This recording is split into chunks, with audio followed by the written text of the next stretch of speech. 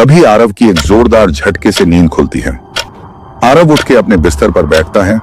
सर्दी के मौसम में भी आरव के चेहरे पर हर जगह पसीने की बूंदें दिखने लगी। आरव ने अपने आप को समझाया कि यह सिर्फ उसकी इमेजिनेशन है, पर जो कुछ उस रात हुआ उसे समझना मुश्किल था।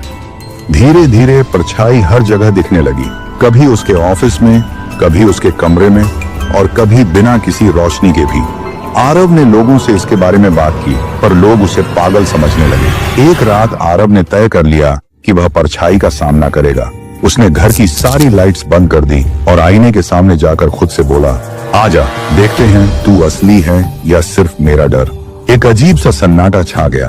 तभी परछाई धीरे धीरे जमीन से उठी और आरव के पास आई। ये सब देखकर आरव का एक एक अंग कांप रहा था, मानो जैसे कोई उसकी हड्डियों को छोटे छोटे टुकड़ों में तोड़ रहा हो। तभी परछाई ने उसके कान में फुसफुसाया, मैं मेरे हरिहर का वो हिस्सा हूँ जिसे हर बार वक्त छुपाने की कोशिश करता है। तेरी तेरे किरदार बार में। ये सब सुन के आरव ने गुस्से और डर के मिश्रण में एक चाकू उठाया और परछाई की तरफ वार कर दिया। पर ये क्या?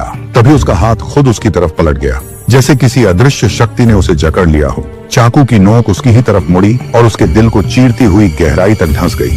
तभी जोरदार आवाज के साथ आरव जमीन पर गिर गया, खून से लथपथ, मानो जैसे आरव अपनी जिंदगी के आखिरी पल में हो। तभी परछाई जोर से मुस्कुराते हुए बोली, अब मैं आरव और तू सिर्फ एक कहानी नहीं।